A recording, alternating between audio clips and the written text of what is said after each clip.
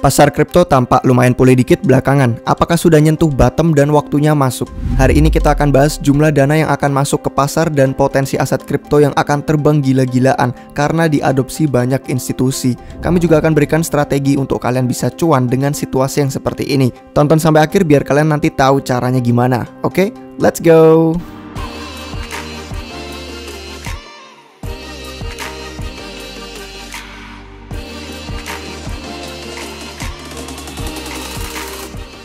Hai guys, selamat datang kembali di Republik Rupiah. Sponsor video kita hari ini adalah dari Matrixport, yang adalah seperti bank kripto, tempat untuk kita bisa mendapatkan penghasilan pasif dari kripto.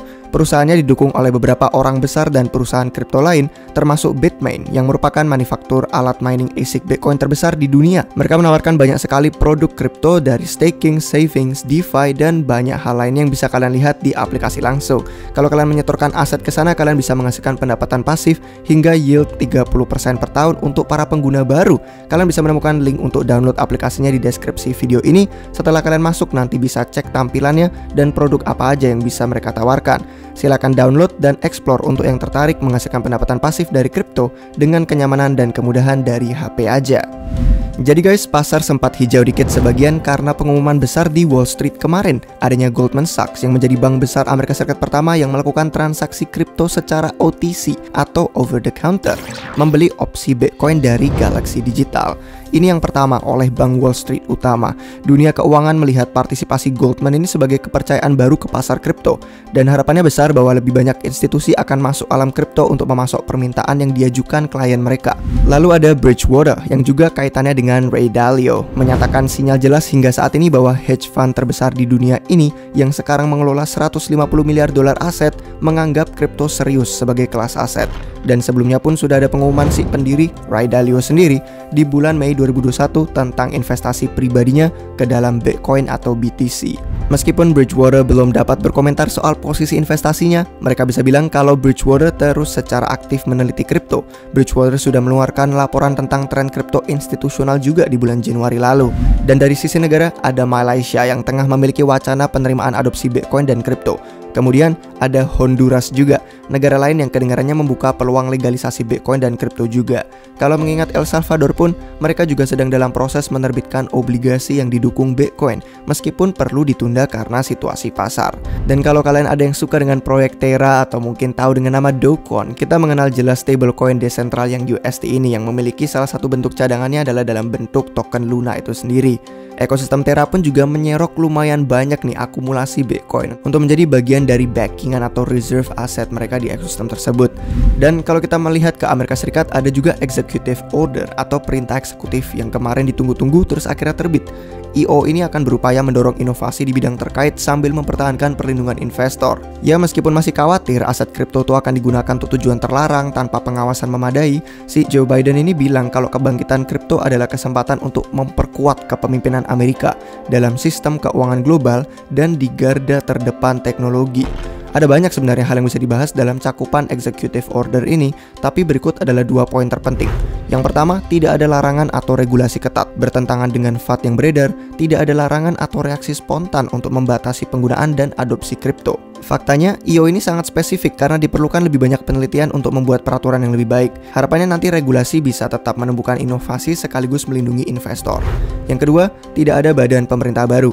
Hal lain yang dikabarkan itu sedang dikerjakan adanya agensi khusus yang akan membuat undang-undang kripto. Ternyata hal ini tampak tidak terjadi. Namun memang ada arahan untuk agen-agen federal seperti Komisi Perdagangan Federal, SEC, dan CFTC untuk bisa mengordinasikan upaya mereka sehubungan dengan pengawasan terhadap industri kripto. Jadi ini merupakan kemenangan bagi industri kripto, tapi urusan kita masih belum selesai guys. Masih ada fanatik yang anti kripto yang berusaha menghalangi kemajuan kita. Masih ada negara yang belum menghargai nilai yang dibawa oleh teknologi ini. Tapi kalau kita bisa membuat kasus yang positif untuk kripto seperti yang telah dilakukan Amerika Serikat, Malaysia, El Salvador, Honduras, dan beberapa perusahaan institusi terbesar yang tadi kami sebutkan, maka kripto benar-benar tidak dapat dihentikan lajunya. Republik Rupiah terus mengawasi setiap adopsi kripto institusional karena hal itu tampak kurang diperhatikan banyak pemegang aset kripto. Ingat bahwa kita masih menunggu Elon Musk mengumumkan Tesla akan menerima BTC lagi. Ada juga banyak perusahaan mempertimbangkan integrasi pembayaran kripto. Terus ada juga Christopher Tyrer, kepala aset digital Fidelity Eropa, yang memberi pandangan luar biasa bahwa adopsi institusional ini sama seperti di keuangan tradisional sebelumnya, mengungkapkan betapa mirip proses ini seperti di pasar komoditas di awal tahun 2000-an dengan integrasi kripto yang sedang berlangsung belakangan ini. Chris bilang kalau rasio risiko imbalan yang asimetris atau intinya yang bisa menguntungkan besar dengan jangka waktu singkat dari kripto itu masih bisa dan masih ada potensi kuatnya. Hanya aja periode waktunya berubah karena ada masalah makro yang sedang berlangsung. Tapi menurut Chris, alam kripto tetap menjalankan pengembangan produk dengan lebih pesat. Chris berbicara bahwa keadaan pasar kripto bagi para pemegang dana besar itu juga banyak potensinya. Posisi mereka dalam siklus adopsi juga besar. Mereka masih menambah staff, mempelajari produk, menerapkan akses, dan banyak hal lain. Jadi Chris bilang kalau pasar altcoins akan bertumbuh secara alami karena orang-orang pasti akan mengenali potensi kripto setelah paham apa Bitcoin itu. Figur lain ada si Ali Hasan, mitra pendiri Perceptive Capital, yang juga berbagi pendapat bahwa menurutnya sistem keuangan tradisional tuh rusak dan kerugiannya hanya dirasakan konsumen. Margin keuntungan entitas itu menjijikkan dan mereka dilindungi rezim regulasi yang monopolistik. DeFi atau keuangan desentral itu bisa jadi solusinya, menyediakan akses ke modal dana serta memungkinkan aliran uang yang efisien. Kami pikir guys, siklus adopsi kripto, DeFi, dan sektor lain akan terjadi sangat cepat karena ada fondasi inti yang menopangnya. Akan ada banyak gelombang adopsi yang mungkin terjadi melalui lebih banyak pengembang, lebih banyak alat, dan lebih banyak akses ke modal.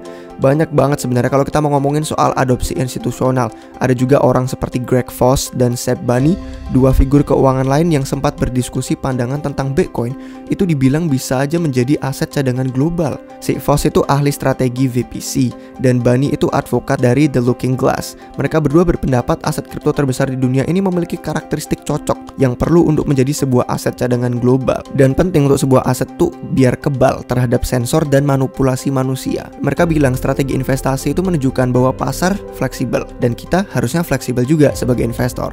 Waktu informasi berubah, kita harus menyesuaikan. Jangan tutup mata. Jangan terpaku pada tesis investasi yang sudah ketinggalan zaman karena informasi atau lingkungan itu berubah-ubah. Peristiwa geopolitik baru-baru ini aja terlihat jelas mendorong nih lebih banyak orang untuk belajar. Ternyata peran yang dimainkan Bitcoin dalam sistem keuangan itu penting banget. Orang-orang belajar bahwa Bitcoin adalah produk asuransi terhadap sistem yang ada saat ini. Jadi inilah guys pentingnya alasan untuk memiliki rencana dan memikirkan skenario mana yang akan kita lakukan sebelum waktu pasar itu tiba. Entah bullish, entah bearish, kita harus siap antara dua skenario tersebut. Kalau misalkan nih Bitcoin turun ke $30.000 atau lebih rendah, apa yang akan kita lakukan? Kalau Bitcoin nih naik ke $45.000 atau lebih tinggi, apa yang akan kita lakukan? Terus apa rencana kita kalau ternyata masih akan mengalami bear market hingga 12 bulan lagi? Atau apa yang akan kita lakukan kalau pencetakan uang itu kembali berjalan dan Bitcoin malah terbang tinggi banget? Ini semua adalah pertanyaan yang kita semua perlu tanyakan pada diri sendiri dan miliki rencana keputusan untuk itu. Sebagai investor yang telah melalui bear market 2018-2020, kami telah belajar dari kesalahan.